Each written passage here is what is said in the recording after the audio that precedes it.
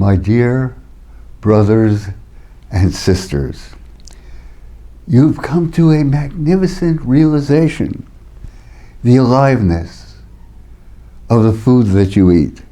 But now it's time to come to a further realization that the economy, what's out there, is a living thing. It has a pulse, a metabolism, and a circulation. It has cycles and rhythm. Its lifeblood is the circulation of commodities. Each day, a tidal wave of commodities circulates. And then there are specialized organs, such as the factory, where commodities are produced by means of commodities. There are other organs, such as the banking system and the stock market, which facilitate production and growth, and there is the monetary system, which facilitates circulation. The whole is enlivened and charged by the focused energy of 160 million working Americans. So it's replete with cycles both short-term and of longer duration. There are even convulsions. They're called recessions and depressions. They are an essential part of the metabolism by which the economy heals itself. That's right. Crises have within them the possibility of healing and restoration. So let's then step outside our kitchens and pick up a copy of the Wall Street Journal. The headlines blare: trade gap grew 27%. U.S. imports far outpaced exports. Think of it. The trade deficit is at an all-time high of $859 billion. We buy far more than we sell. We've become utterly dependent upon imports from the rest of the world. In particular, the trade deficit with China grew 14% to $355 billion. That was the February 8th Wall Street Journal. 3 days later, the headlines bellowed: inflation speeds to 40-year high. Think of it, 7.5%. The average household is spending an additional $276 a month just because of inflation. So there you have it, brothers and sisters.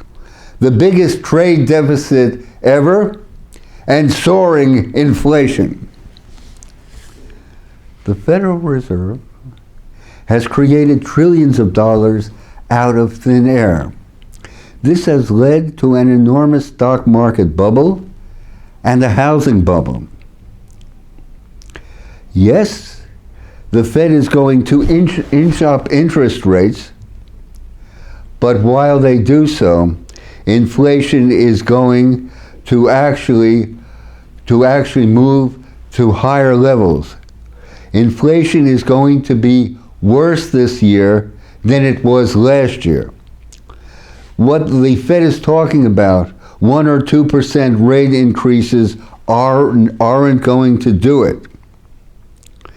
And even if they do, or even hint that they're going to do, it may very well precipitate a major recession, a crash in the stock market, and a crash in the real estate market. Paul Volcker, the Fed chairman, went to war against inflation in 1980 with an interest rate of 20%. And here they're talking about rate increases of 0.25%.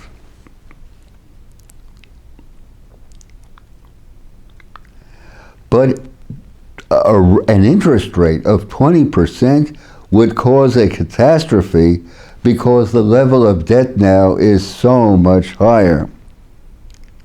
The crisis will be worse than the one that we had in 2008. The Fed is trapped. Their hands are tied.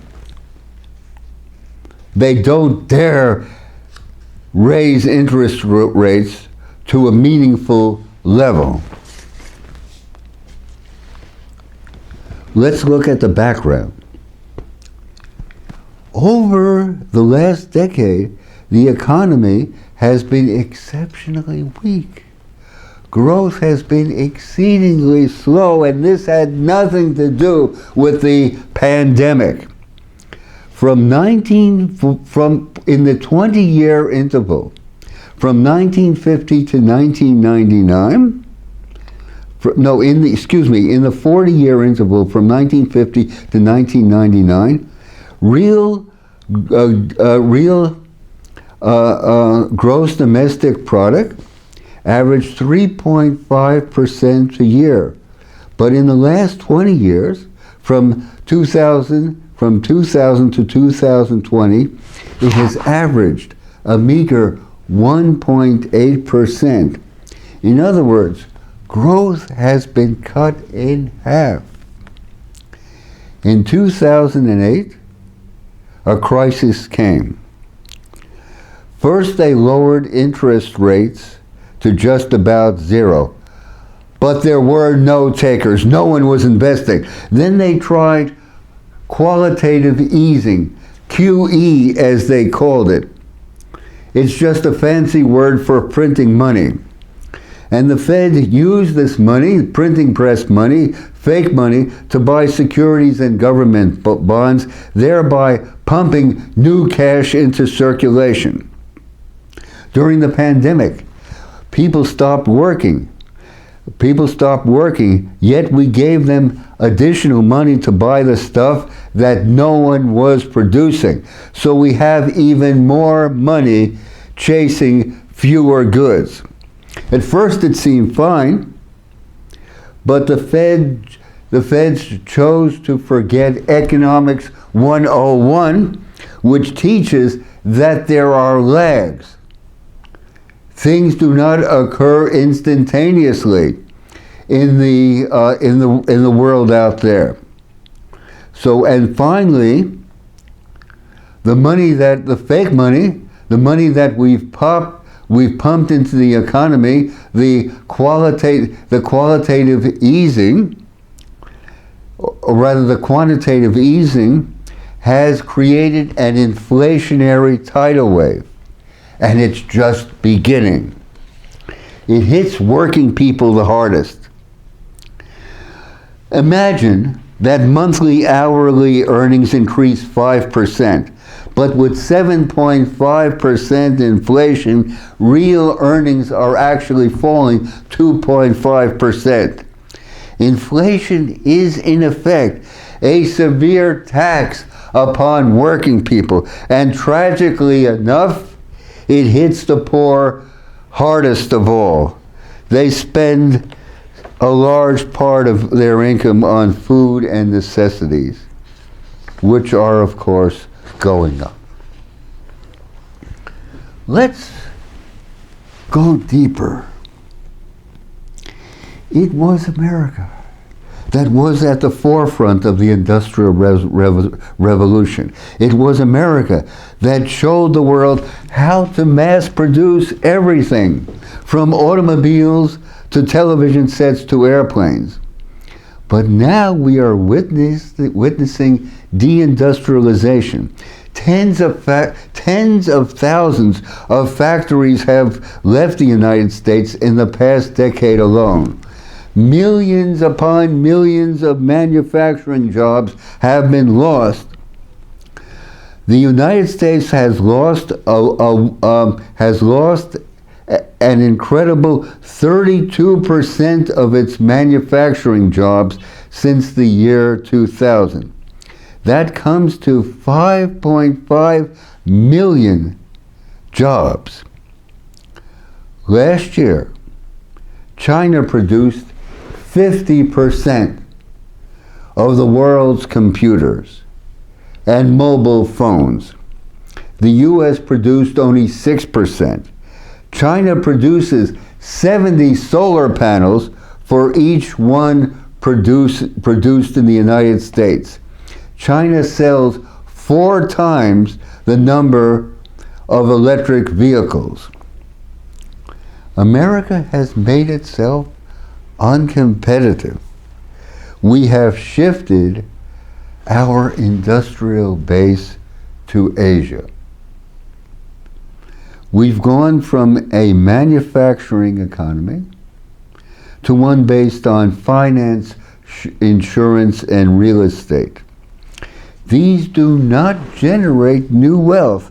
Rather, they transfer wealth from borrowers to lenders, from buyers to sellers.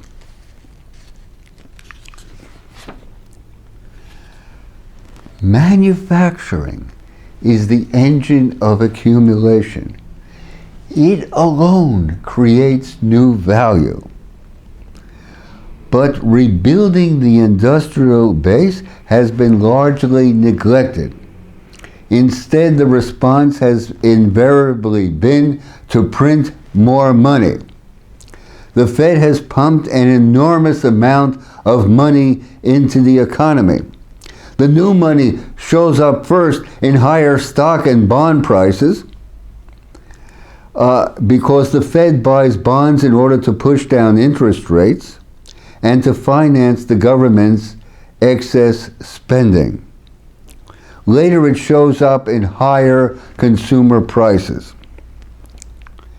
In days of old, there was a restraint that the Fed could only issue money in proportion to its holdings of gold. But in 1971, the link between the dollar and the gold was severed.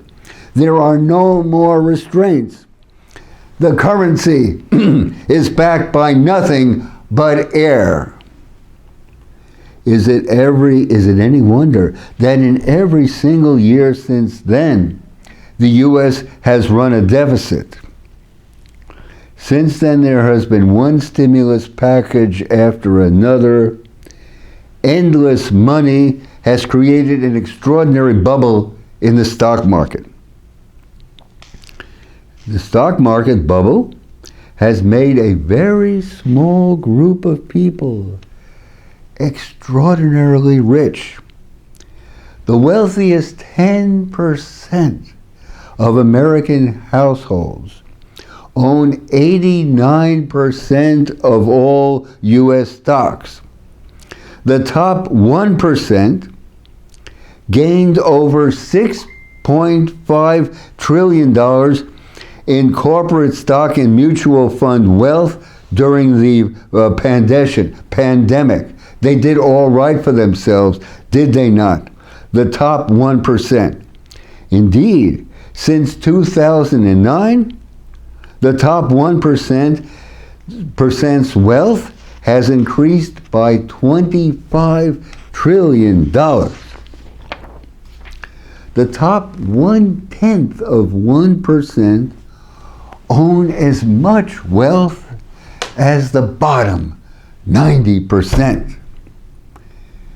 Has there ever been, brothers and sisters, a more extraordinarily polarization of wealth in all of American history?